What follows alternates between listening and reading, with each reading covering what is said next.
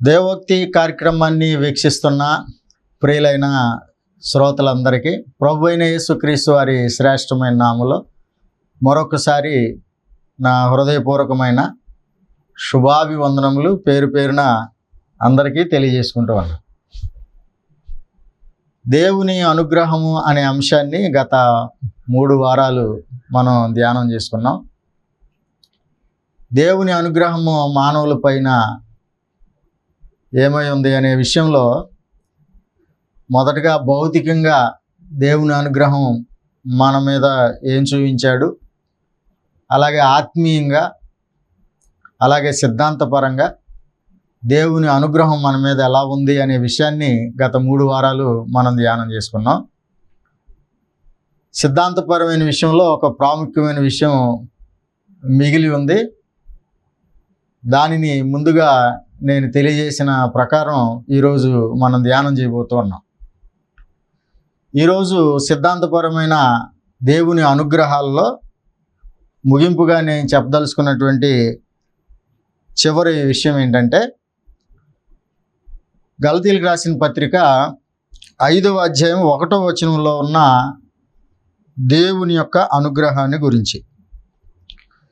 ఈ స్వాతంత్రము అనుగ్రహించి క్రీస్తు మనలను స్వతంత్రులనుగా చేసి ఉన్నాడు. కాబట్టి మీరు స్థిరముగా నిలిచి దాస్యమును కాడి క్రింద చిక్కు కొనకుడి. మరి చివరి నేను ఈరోజు ముగింపుగా చెప్పేటువంటి దేవుని అనుగ్రహము స్వాతంత్రము అని చెప్పేసి ఇక్కడ చెప్పబడింది. ఈ స్వాతంత్రమును అనుగ్రహించి క్రీస్తు మనలను స్వతంత్రులుగా చేసి ఉన్నాడు అని చెప్పేసి చెప్పబడింది. యేసు ప్రభువారు అనుగ్రహించిన ఈ స్వాతంత్రము ఏమిటి అనేటువంటి విషయాన్ని మనం లేఖనాల వెలుగులో పరిశీలన చేద్దాం. స్వాతంత్రం చూడండి, మోషే గారు పాత నిబంధన కాలంలో ఇశ్రాయేలీల జనాంగానికి స్వాతంత్రాన్ని అనుగ్రహించాడు దేవుని సహాయం వలన. ఐగుప్తు బానిసత్వంలో ఉన్న ఇశ్రాయేలీలను వారిని విడిపించటము ఇశ్రాయేలీలకి మోషే ఇచ్చినటువంటి స్వాతంత్రం. అట్లాగే మన భారతదేశంలో అనేక మంది స్వాతంత్ర సమర యోధులు ఉన్నారు. ముఖ్యంగా గాంధీ గారిని, ఇంకా కొంతమందిని మనం చెప్పుకుంటాం. వారు స్వతంత్రాన్ని మనకు తెచ్చిపెట్టారనని. వారు బ్రిటిష్ వాళ్ళ పరిపాలన నుండి మనల్ని వారు విమోచించారు. మనల్ని మనం ఈ రోజున స్వతంత్రంగా పరిపాలించుకునేటువంటి అవకాశము మరి మన పూర్వీకులు పోరాటం వలన సంపాదించి పెట్టింది. అట్లాగే ప్రభు అయినటువంటి యేసుక్రీస్తు వారు కూడా సర్వలోకంలో ఉన్న ప్రజలకు స్వాతంత్రాన్ని అనుగ్రహించాడు. ఆ స్వాతంత్రము భౌతిక సంబంధమైంది కాదు, అది ఆత్మకు అవసరమైంది, ఆత్మ సంబంధమైంది. ఆ స్వాతంత్రం ఏమిటి అనేటువంటి విషయాన్ని మనము పరిశీలన చేద్దాం. ఎఫెసీయులకు రాసిన పత్రిక 2:6లో అపోస్తలుడైన పౌలు గారు ఏమంటాడంటే, యేసు ప్రభువారు ఆయన ఆరోహణమైనప్పుడు చెరగా పట్టుకొని పోయి మనుషులకు ఈవులను అనుగ్రహించెను అని చెప్పేసి అని అంటాడు. చెరగా ఆయన పట్టుకుపోయాడు అని చెప్పేసి అని అంటాడండి. లోకంలో ఉన్న ప్రజలందరూ ఆత్మ సంబంధమైన చెరలో ఉన్నారు.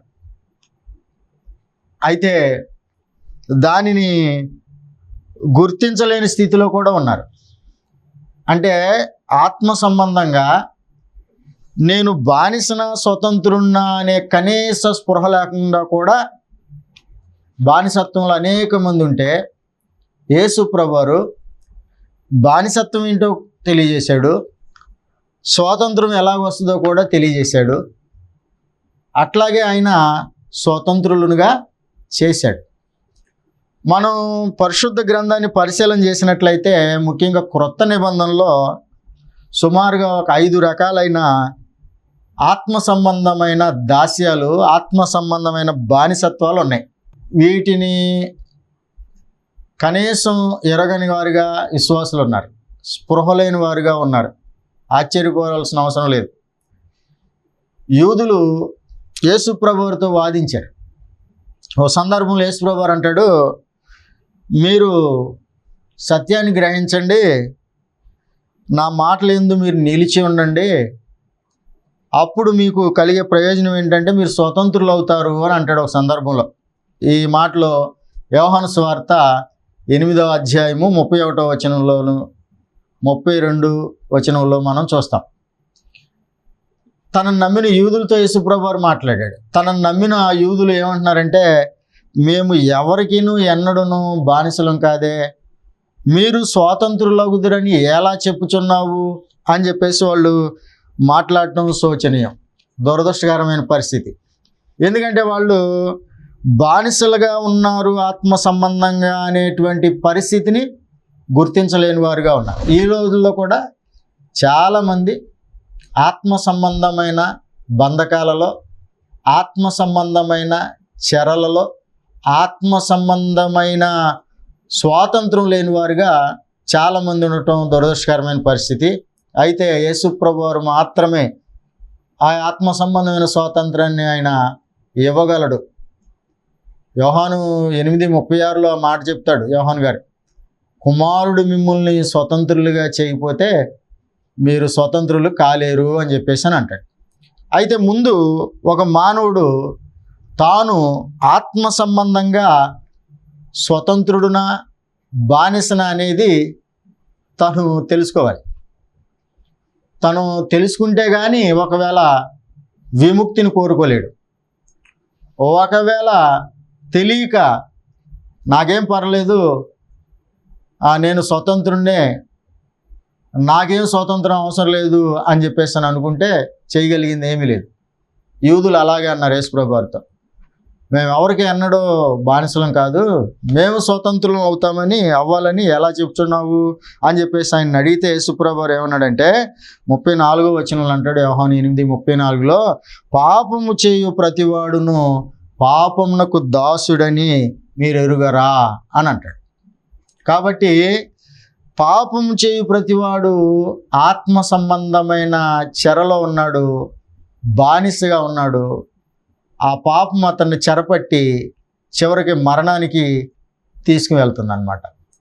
యేసు ప్రభువారి మాటలు విని ఆయన మాటలు యందు అతను మరి నిలిచి ఉన్నట్లయితే ఆ మాటలు ఆయన్ని ఆ పాపం అనే బానిసత్వం నుంచి బయటికి తీసుకొచ్చి అతన్ని రక్షిస్తాయి, విమోచిస్తాయి అనేటువంటి విషయాన్ని అతను గుర్తించాల్సినటువంటి అవసరం ఉంటుంది. అట్లాగే నేను వివరించను కానీ ఎన్ని రకాలైన బానిసత్వాలు క్రొత్త నిబంధన మానవులపైన ఉన్నాయని తెలియజేస్తుందో నేను తెలియజేయాలనుకుంటున్నాను. మొదటిది మనం పాపమని చూసాం. రెండవదిగా చూసినట్లయితే హెబ్రీయుల గ్రంథకర్త 2:15లో అంటాడు, జీవితకాలం అంతయు మరణ భయం అనే దాస్యత్వంలో ఉన్న వారిని విడిపించుటకు ఆయన రక్త మాంసములలో పాలివాడయ్యాడు అని చెప్పేసి అని అంటాడు. అంటే యేసుప్రభు వారు ఈ లోకానికి శరీరధారిగా రావడానికి గల కారణము మరణ భయం అనే దాస్యత్వంలో ఉన్నటువంటి ప్రజలను విమోచించటానికి ఆయన వచ్చాడు అని అంటాడు. అంటే మరణానికి ఎవరైతే భయపడతారో వారు దాస్యత్వంలో ఉన్నారని లేఖనాలు తెలియజేస్తూ ఉన్నాయి. వారు దాసులుగా ఉన్నారు. అంటే అది భౌతిక సంబంధమైన మరణం కాదు. భౌతిక సంబంధమైన మరణం అందరికీ వస్తుంది, అది దేవుడు నియమించాడు, ఎవరు తప్పించుకోవడానికి కుదరదు. ఇది ఆత్మ సంబంధమైన మరణము. రెండవ మరణము నరకము. ఈ నరకానికి ఎవరైతే భయపడుతున్నారో, నేను పాపం చేశాను, నా గతి ఇంకా నరకానికి వెళ్ళటమే, ఇంకా నాకు ఏ యొక్క ఆశ లేదు అనేటువంటి నిరాశ నిస్పృహలో ఉండి ఆ భయంతో ఎవరైతే ఆ పాప భీతితో ఉన్నారో వారు ఇంకా వారికి యేసుప్రభు వారు సిలువ మరణాన్ని పొంది లోకానికి ఆయన ఏమి చాటించాడంటే సువార్తను ఆయన ప్రకటించాడు. యేసుప్రభు వారు తన శిష్యులకు చెప్పాడు, మీరు సర్వలోకమునకు వెళ్ళి సర్వ సృష్టికి సువార్తను ప్రకటించండి. పాపము ద్వారా వచ్చే మరణము ఇంకా ఎవరి మీద పెత్తనము చేయదు, ఎందుకంటే నేను మరణాన్ని జయించాను. కాబట్టి ప్రతి ఒక్కరూ కూడా నా ద్వారా మరణం నుండి విడుదల పొందటానికి అవకాశం ఉంది. కాబట్టి ఇక మరణానికి భయపడిన అవసరం లేదనేటువంటి ఆ యొక్క మాటను లోకానికి ఆయన తెలియజేయమని చెప్పేసి చెప్పడం అనేది జరిగింది. రెండవ మరణం, నరకాన్ని నుంచి యేసు ప్రభువారు తప్పించడానికి, అంటే ఆ నరకానికి ఎవరైతే భయపడుతున్నారో ఆ దాని యొక్క దాస్యత్వంలో, మరణం యొక్క భయం యొక్క దాస్యంలో ఎవరైతే ఉన్నారో వారిని విడిపించడానికి యేసు ప్రభువారు ఈ లోకానికి వచ్చాడనేటువంటి విషయం స్పష్టంగా తెలియజేయబడతా ఉంది. మూడవ బానిసత్వం ఏంటంటే అంధకార సంబంధమైన అధికారం. ఈ భూమి మీద రెండు అధికారాలు ఉన్నాయి మొదటి నుంచి కూడా. ఒకటి దేవుని అధికారం, రెండవది సాతాను అధికారం. సాతాను అధికారంలో ఉన్నటువంటి వారిని విడిపించి దేవుడు తన కుమారుని యొక్క రాజ్య నివాసులనుగా చేసి సాతాను యొక్క అధికారంలో నుంచి ఆయన విడిపించాడు అని లేఖనాలు స్పష్టంగా తెలియజేస్తూ ఉన్నాయి. కొలసీలకు రాసిన పత్రిక 1:13 ఏం తెలియజేయబడింది అని అంటే, ఆయన అంధకార సంబంధమైన అధికారంలో నుండి మనలను విడుదల చేసి తాను ప్రేమించిన తన కుమారుని యొక్క రాజ్య నివాసులనుగా చేసెను. యేసు ప్రభువారి ద్వారా తండ్రి అయిన దేవుడు చేసినటువంటి మరొక కార్యము సాతాను అధికారంలో ఉన్నటువంటి వారిని విడిపించి తన కుమారుడైన యేసుక్రీస్తు యొక్క అధికారంలోనికి వారిని నడిపించడం, అంటే ఆయన రాజ్యంలోనికి నడిపించడము అనేది జరిగింది. తిమోతికి రాసిన 2వ పత్రిక 2:24 సత్యమును కూర్చున్న అనుభవ జ్ఞానం లేని వారిని గురించి మాట్లాడుతూ, సాతాను తన ఇష్టానుసారంగా చెరపట్టిన వీరు వాని యొక్క వీరులో నుండి, అంటే సాతాను యొక్క వీరులో నుండి తప్పించుకొని మేలుకొనుదురేమో అని ప్రభు యొక్క దాసుడు అట్టి వారిని సాత్వికంతో శిక్షించుచు జగడమాడక, అలాగే కీడును సహించేవాడుగాను, అలాగే సాత్వికంతో బోధించేవాడుగా ఉండాలి అనేటువంటి విషయము పౌలు గారు తిమోతితో చెప్తాడు. అంటే దేవుని వాక్యమును గురించిన అనుభవ జ్ఞానం ఎవరికైతే ఉండదో వారు చెరలో ఉన్నారు, సాతాను యొక్క చెరలో ఉన్నారు. సాతాను తన ఇష్టానుసారంగా వారిని చెడపట్టాడు. వాని విరులో నుండి తప్పించడానికి ఒక దైవజనుడు చాలా అనుకువగా, సాత్వికంగా, జగడమాడకుండా, సహనంతో, ఓర్పుతో జాగ్రత్తగా ప్రజలను వాని ఉరులని తప్పించే ప్రయత్నం చేయాలనేటువంటి సందర్భంలో పౌలు గారు తెలియజేయడం అనేది జరిగింది. తర్వాత మనం ఈరోజు చెప్పుకునేటువంటి స్వాతంత్రము, యేసు ప్రభువు అనుగ్రహించిన స్వాతంత్రము దేని నుండి అని అంటే చివరగా ధర్మశాస్త్రం నుండి.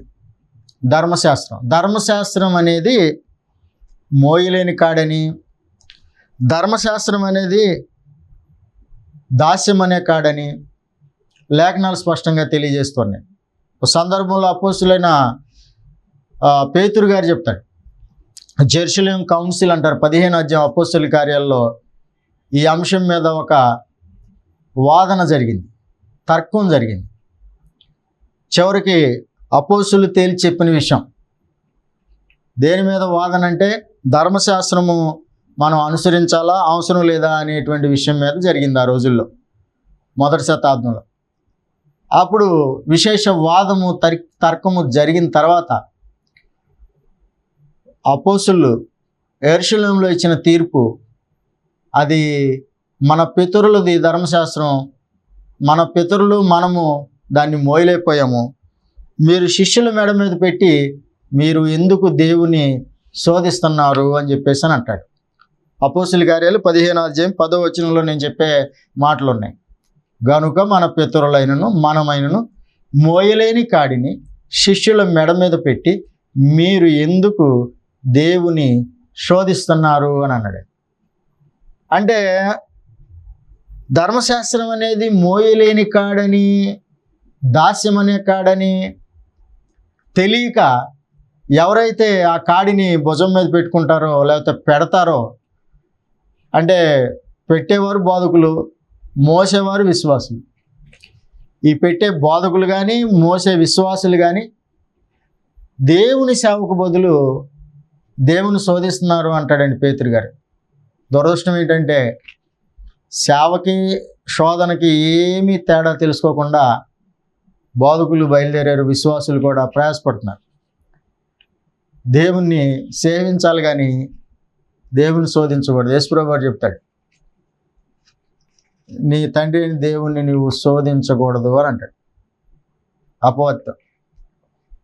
కాబట్టి ప్రియులారా, దేవుని సేవకి దేవుని శోధించడానికి తేడా తెలియని ఆ బోధకులు వందల మంది ఉన్నారు, విశ్వాసులు లక్షల్లో ఉన్నారు. దాస్యం అనే కాడి ధర్మశాస్త్రం, దాని నుంచి యేసుప్రభువు వారు మనల్ని విడిపించి స్వాతంత్రాన్ని అనుగ్రహించాడు. ఈ ఆత్మ సంబంధమైన స్వాతంత్రాన్ని, దేవుని అనుగ్రహాన్ని ఒక క్రైస్తవుడు గుర్తించకపోతే తన స్వాతంత్రాన్ని కోల్పోయి దాసుడిగా మిగిలిపోతాడు. దాసుడిగా మిగిలితే ఎంత ప్రమాదమో అది నేను చివరిలో చెప్తాను. కాబట్టి ప్రియమైన సహోదరి సహోదరులారా, ఈరోజు ముగింపుగా నేను చెప్పే సిద్ధాంతపరమైన దేవుని అనుగ్రహము, స్వాతంత్రము, ధర్మశాస్త్రం నుంచి యేసుప్రభువు వారు విడిపించి మనల్ని స్వతంత్రులుగా చేశాడు. ఈ స్వాతంత్రాన్ని మనం గుర్తించకపోతే మనం బానిసలుగా మిగిలిపోతాం. ఇది చాలా ఆత్మ సంబంధమైన ప్రమాదానికి దారి తీస్తుంది అనేటువంటి విషయాన్ని గమనించాలని, గుర్తించాలని ప్రభు పేరట నేను తెలియజేస్తూ ఉన్నాను. కాబట్టి ఈ ఆత్మ సంబంధమైన స్వాతంత్రము మరి ఎలా వస్తుంది, మనకి ఎక్కడుంది స్వాతంత్రము అనేటువంటి విషయాన్ని మనము గమనించాల్సినటువంటి అవసరం ఉంది. ధర్మశాస్త్రంలో అయితే స్వాతంత్రం లేదు. ధర్మశాస్త్రం కింద ఉంటే దాసులుగా మిగిలిపోతాం, అలాగే బానిసలుగా ఉంటాం.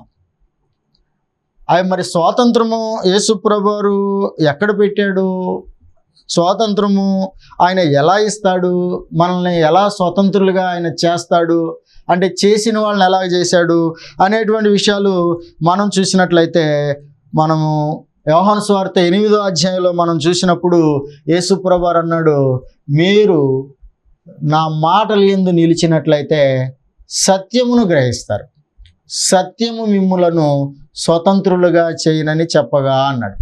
యేసుప్రభువు వారి మాటల యందు ఎవరైతే నిలిచి ఉంటారో వాళ్ళు సత్యాన్ని గ్రహిస్తారు. ఆ సత్యం ఏం చేస్తుందంటే ఒక వ్యక్తిని స్వతంత్రులుగా చేస్తుంది అని చెప్పేసి తెలియజేయటం అనేది జరిగింది. అందుకని తండ్రి అయిన దేవుడు ఏం కోరుకుంటాడంటే మనుషులందరూ రక్షణ పొంది సత్యమును కూర్చిన అనుభవ జ్ఞానం గలవారై ఉండవలనని ఇచ్ఛించుచున్నాడు అని పౌలు గారు తిమోతికి రాసిన మొదటి పత్రిక 2వ అధ్యాయము 4వ వచనంలో ఆయన తెలియజేయటం అనేది జరిగింది. ప్రియులారా, దేవుడు అందరూ సత్యం కూర్చిన అనుభవ జ్ఞానాన్ని కలిగి ఉండాలని కోరుకుంటున్నాడు. ఇప్పుడు మన చేతిలో 66 పుస్తకాలు కలిగినటువంటి బైబిల్ ఉంది. ఇది 2 ప్రాముఖ్యమైన నిబంధనలు కలిగి ఉంది, క్రొత్త నిబంధన, పాత నిబంధన.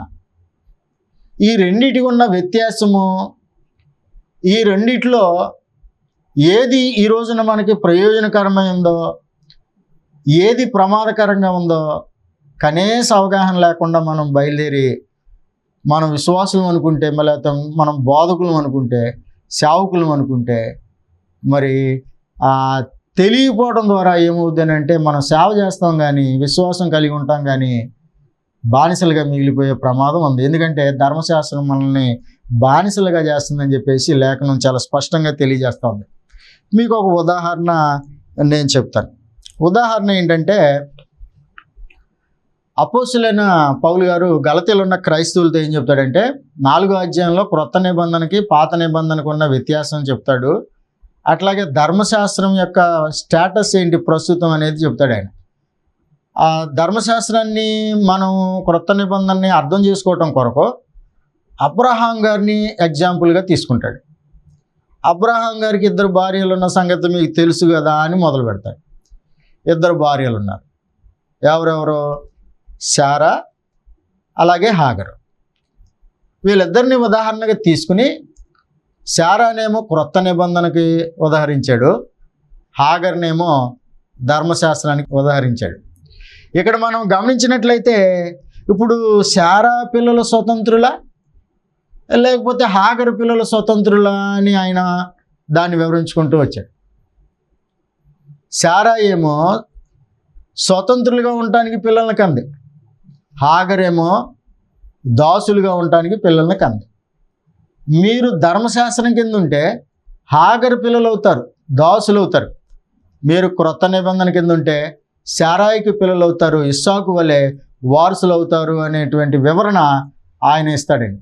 మీరు హాగరు కింద ఉన్నట్లయితే, అంటే ధర్మశాస్త్రం కింద ఉన్నట్లయితే, ధర్మశాస్త్ర సంబంధులైతే మీరు వారసులు కాలేరు, మీరు దాసులు అవుతారు అని చెప్పి చాలా సవివరంగా అపోస్తలుడైన పౌలు గారు మాట్లాడటం అనేది జరిగిందండి. కాబట్టి చదువుతారు కానీ తీవ్రంగా ఆ వచనాలు ఏం చెబుతున్నాయి అనేది ఆలోచన చేయరు, అర్థం చేసుకోవడానికి ప్రయత్నం చేయరు.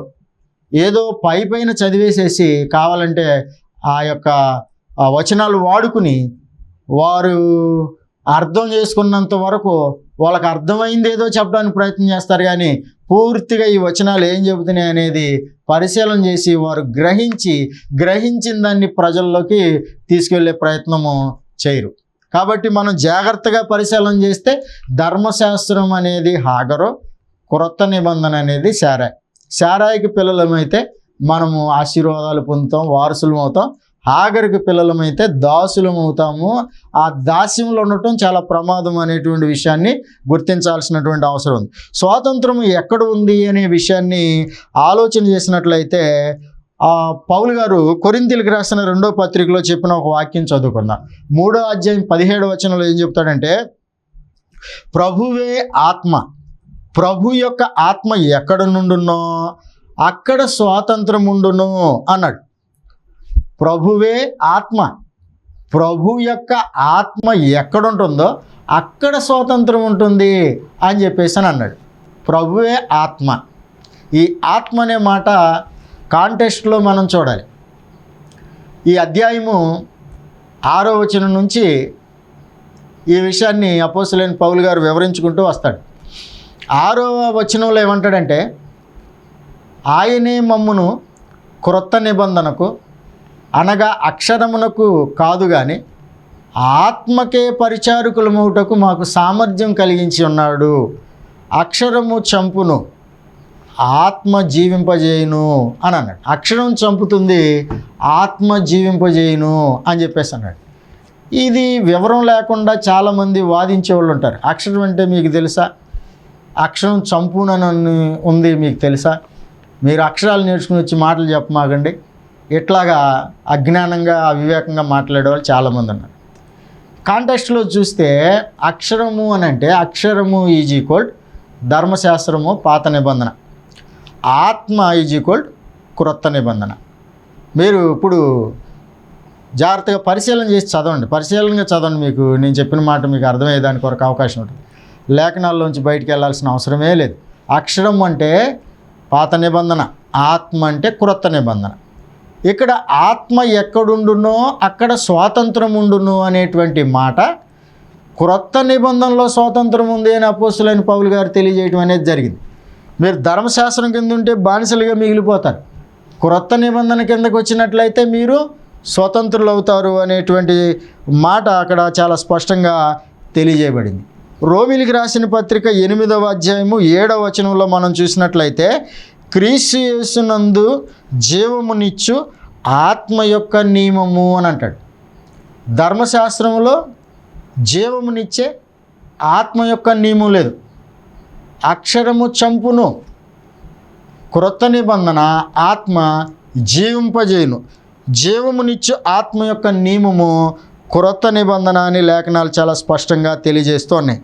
యాకోబు పత్రిక 1వ అధ్యాయం 25వ వచనాన్ని కూడా మనం చూసినట్లయితే, అయితే స్వాతంత్రమునిచ్చు సంపూర్ణమైన నియమంలో తేరి చూచి నిలకడగా ఉండువాడు ఎవడో వాడు విని మరిచివాడు కాక క్రియ చేయవాడై ఉండి తన క్రియలో ధన్యుడగును అని చెప్పేసి తెలియజేయడం అనేది జరిగింది. కాబట్టి ప్రియులారా, స్వాతంత్రమునిచ్చు సంపూర్ణమైన నియమము క్రొత్త నిబంధన.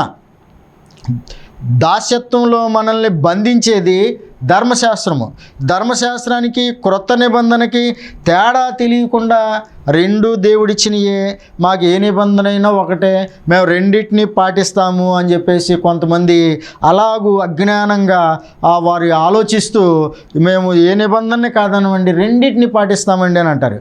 ఇది ఇంకా ప్రమాదం. ఈ రెండింటి తరపున ఉండటం అనేది ఆత్మ సంబంధమైన వ్యభిచారం అని అపోస్తలుడైన పౌలు గారు రోమపత్రిక 7వ అధ్యాయంలో 4వ వచనం నుంచి ఆయన వివరిస్తాడు. ఎందుకని అంటే, ఇప్పుడు ధర్మశాస్త్రం ప్రకారము మోషే భర్త, క్రొత్త నిబంధన ప్రకారం క్రీస్తు భర్త. అయితే మీరు మోషేని విడిచిపెట్టి యేసుప్రభు దగ్గరికి వస్తే పర్లేదు, మోషే కావాలి యేసుప్రభు వాళ్ళు కావాలంటే, రెండు నిబంధనలు కావాలంటే అది ఆత్మీయ వ్యభిచారం అవుతుంది అని చెప్పేసి ఆయన సవివరంగా వివరిస్తాడనమాట. కాబట్టి ప్రియమైన దేవుని పిల్లలారా, మీరు యోగ్యమైన మంచి మనసుతో ఆలోచన చేసి యేసుప్రభు వారు అనుగ్రహించిన ఈ స్వతంత్రాన్ని మీరు గుర్తించి స్వతంత్రులు కావాలని ప్రేమపూర్వకంగా నేను ఈ విషయాలు తెలియజేస్తున్నాను. కాబట్టి తండ్రి అయిన దేవుడు సిద్ధాంతపరంగా మానవాళికి అనుగ్రహించినటువంటి మానవాళి పట్ల చూపినటువంటి అనుగ్రహము స్వాతంత్రము, ఇది ఆత్మ సంబంధమైంది. ధర్మశాస్త్రం నుంచి మనల్ని విడిపించేది అనేటువంటి విషయాన్ని మనం గమనించాల్సినటువంటి అవసరం ఉంది. కాబట్టి ధర్మశాస్త్రం కింద ఉన్న వాళ్ళు ఏమవుతారంటే బానిసలుగా మిగిలిపోతారు, చివరికి వెళ్ళగొట్టబడతారని, ఇది చాలా ప్రమాదం అని కూడా పౌలు గారు గలతీయులకు రాసిన పత్రిక 4:30లో చెప్తాడు. ఆయన ఏం చెప్తాడంటే, లేఖనం ఏం చెప్తున్నది, దాసిని దాని కుమారుని వెళ్ళగొట్టుము, దాసి కుమారుడు స్వతంత్రాలు కుమారుడితో పాటు వారసుడు కానేరడు అని చెప్పేసి అని అంటాడు.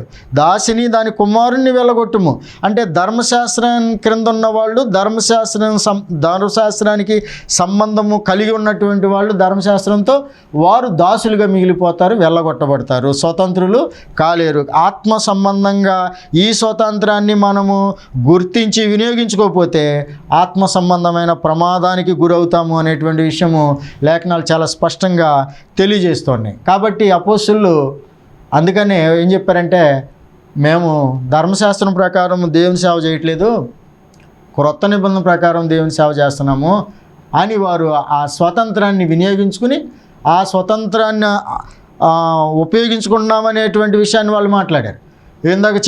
ఇంతకుముందు చెప్పిన కొరింథీ 2వ పత్రిక 3:6లో ఆయన మమ్మల్ని క్రొత్త నిబంధనకి పరిచర్య చేయమని చెప్పాడు అని చెప్పేసి పౌలు గారు చెప్తాడు. అట్లాగే రోమ 7:6లో ఏం చెప్తాడంటే, అక్షరానుసారమైన ప్రాచీన స్థితి గలవారం కాక ఆత్మానుసారమైన నవీన స్థితి గలవారమై మనం సేవ చేయుచున్నాము అని చెప్పేసి అపోస్తలులు ఆదిమ సంఘానికి చక్కగా వివరించడం అనేది జరిగింది. కాబట్టి మరలా మీరు స్థిరంగా నిలవండి, దాస్యమనే కాడి కింద చిక్కుకొడకండి. యేసుప్రభు వారు స్వాతంత్రాన్ని అనుగ్రహించి మనల్ని స్వతంత్రంగా చేశాడు. ఈ స్వాతంత్రాన్ని మీరు సద్వినియోగం చేసుకోండి. వదిలిపెట్టేసి మరలా ధర్మశాస్త్రం కిందకెళ్ళి దాస్యమనే కాడి కింద మీరు చిక్కుకున్నట్లయితే మీరు నశించిపోతారు. కాబట్టి మీరు జాగ్రత్తగా ఆలోచించేయండి. క్రీస్తుతో మీకు సంబంధం ఉండదు, కృపలోంచి తొలిగిపోతారని 4వ వచనంలో 5:4లో ఆయన మాట్లాడటం అనేది జరిగింది. కాబట్టి గత 4 వారాలు మనం తండ్రి అయిన దేవుడు మానవుల మీద చూపించిన అనుగ్రహము భౌతికంగా ఏమై ఉందో, ఆత్మీయంగా ఏమై ఉందో, సిద్ధాంతపరంగా ఏమైందో అనేది 2 వారాలు మనం చూసాం. దేవుడు మరి మనల్ని ప్రేమించి ఇచ్చిన ఈ యొక్క వాక్యాన్ని బట్టి దేవునికి కృతజ్ఞతలు తెలియజేస్తున్నాను. అట్లాగే ఈ వాక్యము మనందరి హృదయాల్లో ఫలించులాగిన దేవుడు దీవించాలని కోరుతూ నేను ఇంతటితో ఈ అంశాన్ని ముగిస్తున్నాను. శ్రద్ధగా ఈ వాక్యాన్ని వినినటువంటి ప్రియులైన మీ అందరికీ మరొకసారి హృదయపూర్వకమైన వందనాలు తెలియజేసుకుంటూ ఉన్నాను. ప్రార్థన చేసుకుని ఈ కార్యక్రమాన్ని ముగించుకుందాం. జీవం గల తండ్రి, మా దేవ, మా నాయన, మీ ఘనమైన పరిశుద్ధమైన శ్రేష్టమైన నామానికి ప్రభువును రక్షకుడైన యేసుక్రీస్తు వారి శ్రేష్టమైన పరిశుద్ధమైన ఉన్నతమైన నామములో మరొకసారి మీ పాద సన్నిధిని చేరి స్తోత్రాలు స్తుతులు తెలియజేసుకుంటూ ఉన్నాం. మీ అపారమైన ప్రేమ, ఉచితమైన కృపను బట్టి కృతజ్ఞతలు. మా జీవితంలో మీరు అనుగ్రహించిన ఈ సమయాన్ని బట్టి మీ స్తుతులు. ఈ సమయము వృధాగా పోకుండా మా ఇళ్ళ మీరు కృప చూపమని వేడుకుంటున్నాం. అందరికీ ఆయుష్ను ఆరోగ్యమును అనుగ్రహించవలసిందిగా వేడుకుంటున్నాం. వారి వారి అవసరాలు మీ కృపలో తీర్చండి. మీరే మహిమ పొందమని, అందరినీ కాపాడమని, ఈ వాక్యము వినిన వారి హృదయాల్లో ఫలించినట్లుగా మీరు దీవించమని, మీరే మహిమ పొందమని యేసు ప్రభువారి శ్రేష్టమైన పరిశుద్ధమైన ఉన్నతమైన నామములో ఈ మనవులన్నీ అడిగి వేడుకొంచున్నాం మా పరలోకపు తండ్రి.